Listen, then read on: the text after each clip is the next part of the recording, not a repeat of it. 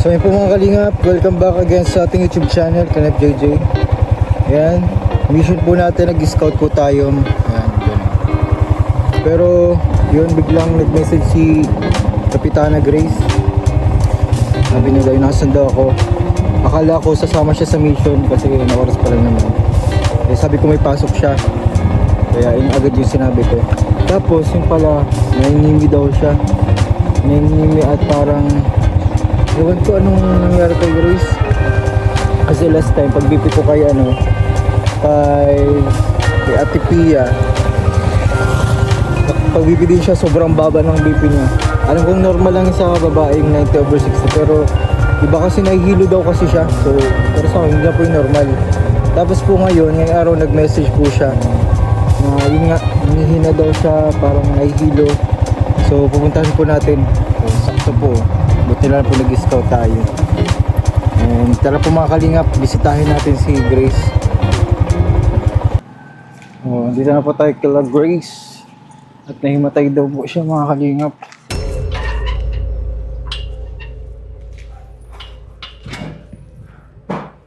Sa apartment po ito ni Grace.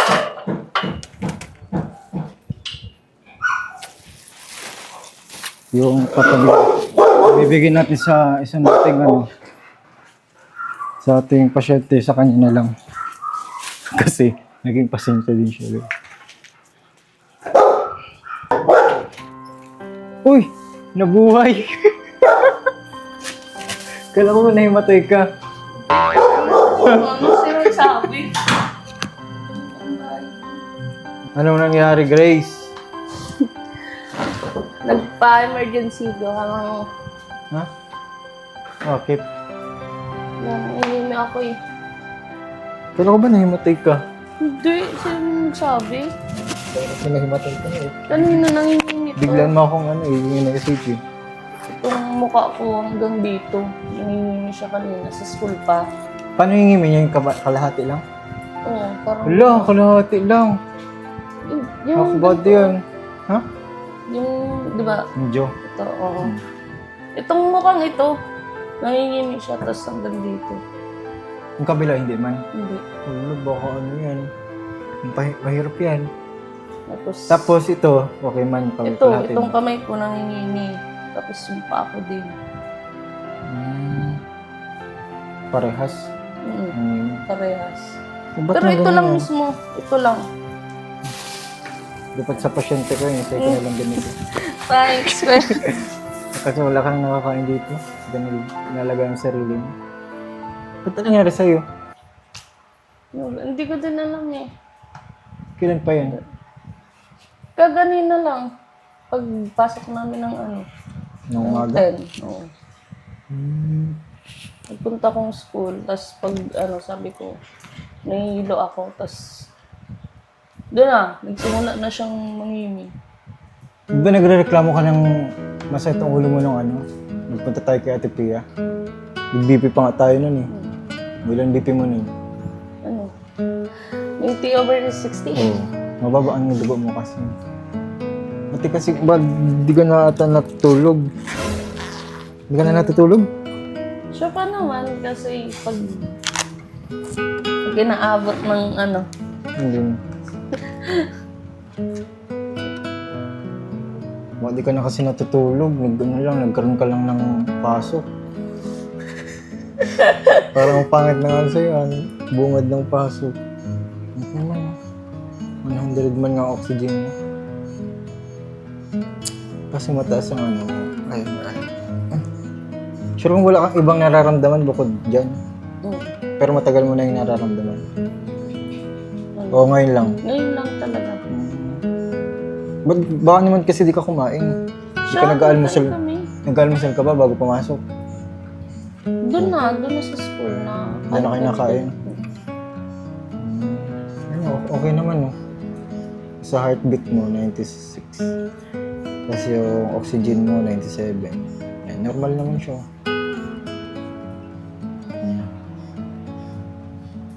O baka may exam na, kaya di ka...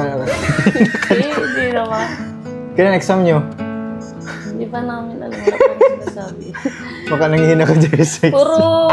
Puro quiz. Quiz na? Ganun talaga. Araw-araw na. Araw-araw ang quiz niya. Kailan na exam niya? Wala pa sinasabi. Wala pa? Yan natin BP mo ulit kung kailan BP mo. Ano, nagba-vitamins ka ba? Hindi, wala naman akong vitamins. Di ka nagba-vitamins? So, kailangan mag-vitamins kasi nanghihina ka na. Ano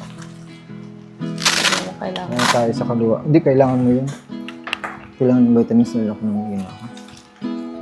Pambaba pati ang presyon ng dugo mo. Pero ano, hindi ka talaga nagkakatulog pagkagabi. Yun yung problema sa akin. Yun yung problema. Kahit Pilit oo, kahit pilitin ko. Kahit hindi na ako nagpo-phone, kahit nakapatay ng ilaw, hindi talaga ako Wala talaga.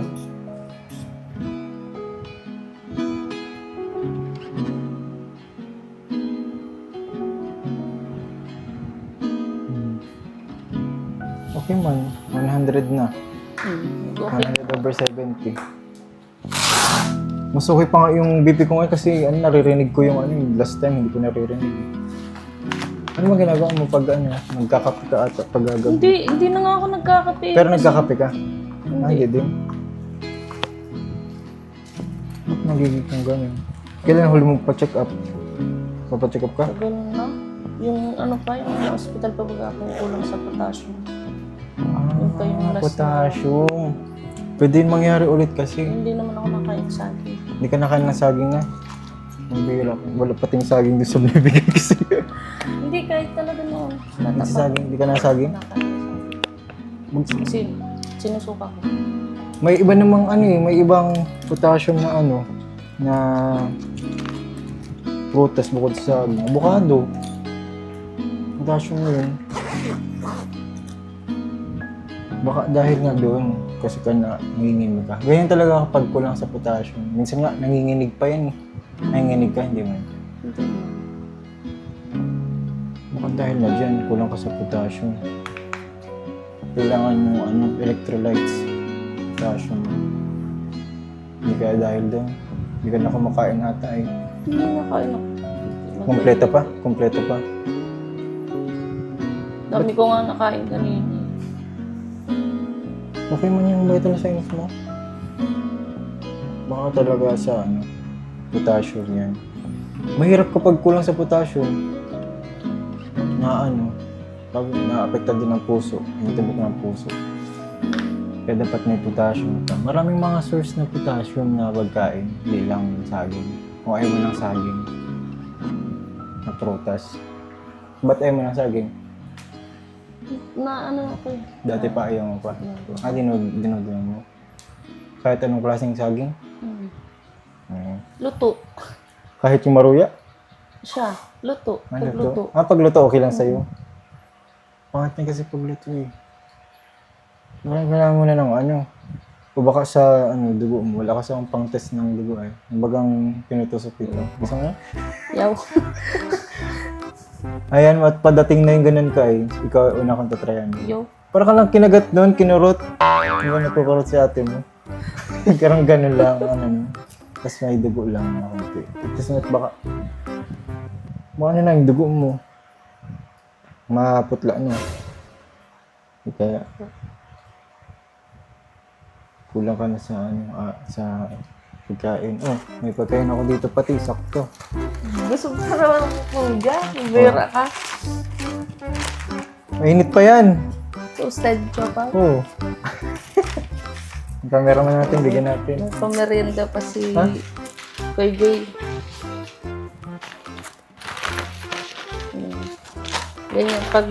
Ganyan ang maganda pag may nurse sa kalinga. May taga-check ng ng vital sign.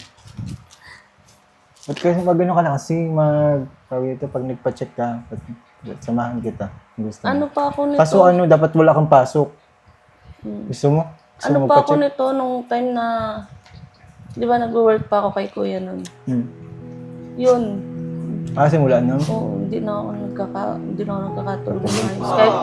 Kahit bagay yung mga gaming pampatulog, nakakain ako nun pero hindi sa akin nagana. Wala yun. Melatonin? Wala yun. Wala nga talaga, baliwala. Wala yun. Maggatas ka na, tayo mo maggatas? Hindi sa akin pwede ang gatas. Bakit? Maano ang tiyan ko sa gatas eh. Makain ka muna bago maggatas. Oo, kahit na. Naurado ka. Mm. Baksan tayo, may lactose tolerance. Okay lang yun, basta na... Buti nga. Nakakainom gatas. Ang bera. Kape, bawal ka naman ng kape at di ka nagkakatulog. Saan di ka nagkakatulog? Tsaka yun yung pinagbawal din sa akin. Ng doktor? Yung Noon. gatas? Kape. Kape. Ba't nga? Bawal, may insomnia ka na. Nakakaano.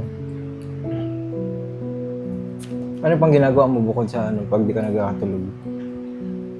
Hanggang cellphone Pinapagod ka, ko tay. yung mata ko. Pag ganun kasi minsan talagang nagkakatulog ako. Pag pinapagod ko yung mata ko sa cellphone. Pero kapag Baligtad. hindi talaga kaya, kahit ilapag ko yung cellphone ko, kahit di ako mag-cellphone, hindi talaga ako nagkakatulog. Ano? Siguro last week ata, ang tulog ko noon 6:30, 7:30. Umaga? Tapos may pasok ka pa. Anong oras pasok mo? Alas 8. 10. Grabe. Ba't ganyan? Ba't ganyan ka matulog? Hindi ko rin alam. Na ano. Hindi yan healthy. Isang oras Siya yung nga. tulog, tapos naliligo ka. Hindi. Dapat di ka Yun ang, naliligo ano, ng yun ang inaano ko. Hindi ako naliligo kasi alam kong bawal. mahirap. Mahirap Mahirap din. na baka matumba na lang bigla. Pero nakapag-idlip ka, ganitong mga oras hindi din. Hindi talaga. Hindi rin. Grabe. Kailangan mo talaga Kahit mag-ano. kahit pinipilit ko. Kanina dapat mag-i-idlip ako kaso Hindi mo talaga kaya. Hindi ka inaantok. Grabe. ano na pagpagod ako. Pagpagod ako, imbis na diretso higa, baga ganun. Hindi. Anong ginagawa? Mas lalo akong nagigising. Pagpagod ako. Baligtad ano. Kaya baga sa biyahe, pag nagbabiyahe baga tayo, Gising ka. gising baga ako. Kasi nga, ganun ang ano ko. Nakakatulog. Oo, ka naman. Mukhang nga may insomnia ka niya. Yun nga din ang sabi sa akin ng mga tita sa Hong Kong. Magpasama daw ako sa iyo. Check up. Tapos wala kang pasok. pasok. Pero magising ka umaga. Mga alas 6. Patulog nung ka Ate Pia. Alas 6 yun. Tapos, pinapasok mo alas 8 na ng umaga. Dapat pag wala kang pa, mga Biyernes, yun. Gusto mo next week, Biyernes. Pag wala kang napasok, baka exam mo din yun. Biyernes? May pasok kami ng Biyernes eh. Sabado. Sabado. Ay, Sabado kasi sarado pala sila. Weekdays lang. Weekdays lang ang free Hapon check-up. kasi kami. Webes? Pwede. Ay, oo. Oo. Webes. Webes. Kasi 10. 10 kami. 11 kayo. Ito lang ang pasok mo? Pag Thursday. Hindi okay. Hindi pagpunta natin doon, dapat nakaayos ka na. Hindi na Pwede din bag. naman. Pwede. Set mo na yan. Mapa-check up tayo. Next week, Thursday. Sige. Thursday. Kasi kahit man ako kuya, gusto ko ng Gusto mo gusto ko na magkatulog ng ayos. Grabe.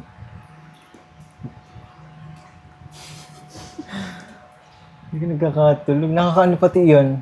Nakataba. Nakataba oo. ang hindi nakatulog. Lalo na pag-stress. Ba, may mga iniisip ka kasi Wala naman. hindi man. Iniisip mo sila, mama mo doon sa isla. Kapag yung talagang kailangan, talagang naiisipin ko. Iniisip mo. Lalo na nung nakaraan ko, naglakas ko ang dagat. Oo. Nakauwi ka din, hindi mo. Siya naman, nakausap ko naman. Okay naman daw sila. Pag mauwi ka, sabihan mo ako at masama ako. Isla? Para makapunta naman ako sa inyo. Hindi ka pa nakapunta doon? Hindi pa. Kahit isang beses ulit. Kaya, yan po mga kalingap pa. Kapag may ganyang nararamdaman, dapat magpapacheck na tayo sa doktor. Si Grace kasi pag ito, student, so wala occupied ng kanyang oras. Kaya wala siyang time. Saka kailangan din niya na kasi ng kasama pag napacheck up. So, samahan natin siya next Thursday. Yan, iset mo na yun ha. Sabihin mo ako at makakalimutin ako. Sige, sige. Makakalimutan ko. Kaya pala sabi ko hindi ako nagpapayat. Ha? Kaya pala sabi ko hindi Oo. ako nagpapayat. Tsaka pati kain ka ng kain kapag hindi nakakatulog kasi walang source ng energy. Siyempre, kain ka ng kain lang. Ang pinakamagandang source ng energy ang tulog, baga. Kasi di ka nakakatulog, kaya kain ka ng kain. Kaya, tumataba ang mga ganyan. Mahirap pati tumaba pag mahirap magkapikos. Minsan kapag yung hindi ako nakakatulog, minsan nawawalan din ako ng appetite. Kumain. Parang ayaw ko kumain. Parang nang nakakawalang ganang kumain kapag kulang yung tulog. Kailangan na kasi ng katawan mo ng tulog. Kaya, so, ayun. Yun lang ang gagawin natin next Thursday. Papacheck up ka na. Bawa ka naman. Yat kailangan mo matulog. Gusto mo, injekan po natin siya ng pampatulog. Pampaantok. Wag! Painumin mo na lang ako ng gamot pag mo kong injection. Alam mo yung gamot na si Tirisin, pampaantok yun. Si Tirisin? Pa-allergy. Nakaantok yun. Kaso huwag kang inom nun kung wala kang allergy. Side effect lang naman kasi yun ng gamot. Pinaka-purpose ng si Tirisin para sa allergy. Side effect ay nakakantok. So, okay ka man. Okay man po mga kalinga, paano niya? Ang vital signs niya. Okay naman ako. Kuhain ka ng prutas na binigay ko sa'yo.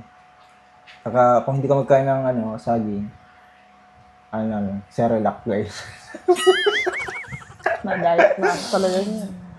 Ka na, bakit pag malaki ang timbang, mahirap magpakupos niyan, lalo na nasa edad ka na. Mabagal ang metabolism. Ang ganyan. So sa mga concern sa'yo, may mga concern na pala sa'yo, di ka nagpapacheck up, di mo ko sinasabihan. Kaya nang sinabihan kita kanina, kasi kanina ko lang naman Naramdaman na naman ulit. Kasi yung kahapon baga, kahapon ba yan o yung isang araw pa? Nung nagsama ako sa'yo. Friday. Wala naman yun. Nagsakit lang talaga ang ulo ko nun kasi kulang yung tulog.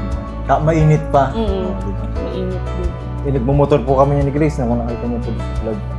Kaya, buti na lang, naramdaman mo. Kasi hindi po naramdaman, baka papasukan, bahala na naman po niya. Kaya, ayun. Baka mag-origin ka. maganda na sa tulog ang origin. Kasi, ni Grace, mahingi na lang kay mama yung origin. So, ayun po mga kalingap, message mo sa mga concern sa'yo. Sabihin mo, magpapacheck up ka na. Ayan. Diba sa mga naging concern po sa akin, yung mga tita ko po sa ibang bansa. Thank you po. Kasi wala man din po talaga akong balak magsabi na ganito na nararamdaman ko. Kasi na din ako, hindi na ako pala sabing bata. Hindi na ako pala sabing tao na. Sabi ka sa amin, sa akin, kahit sa akin ka lang magsabi. Thank you po sa inyo. Sa concert po ninyo. Nag-introvert na eh. Namamana pa kayo natin. Kung kailan nagtanda, tsaka. Nabuligtad guys. So, ngayon, thank you po sa mga nanonood po. Sa mga hindi po nag-skip ng ads. Kaya nyo po at Vera yan. Dagdag pa siya ito guys. Dagdag pa siya si Grace. Pero okay lang. At least, kahit pa paano, matulungan natin si Grace sa ganyang paraan. Papacheck up na natin si Grace. Guys, grabe. So, ayun po. Thank you po sa inyo and bye-bye. Bye na.